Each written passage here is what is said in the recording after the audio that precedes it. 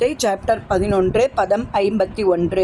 அர்ஜுன உவாச்ச துஷ்ட்வே தம் மானுஷம் ரூபம் தவ சௌமியம் ஜனார்த்தனः இதானீம் அஸ்மி சம்வருத்தः சசேதாக பிரக்ருதிம் கதः.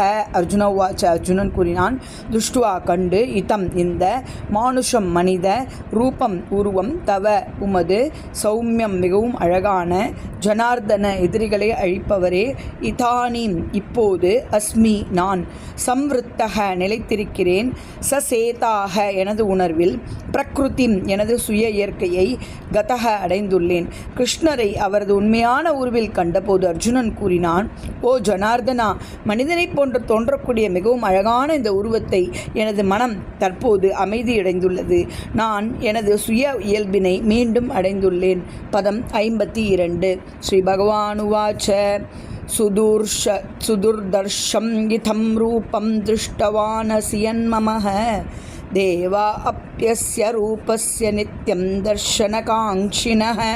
ஸ்ரீ பகவானுவாச்ச, புருஷோத்தமரான முழுவதற்குடவில் கூறினார், சுதுர்தர்ஷம் காண்பதற்கு மிகவும் அரியதான, இதம் இந்த, ரூபம் உருவம், திருஷ்டவான் அசி நீ கண்டதைப் போல, யத் எந்த, மம எனது, தேவா தேவர்கள், அபி கூட, அஸ்ய இதை, ரூபஸ்ய உருவத்தின், நித்தியம் நித்தியமாக, தர்ஷன காங்க்ஷினக காண விரும்புகின்றனர்.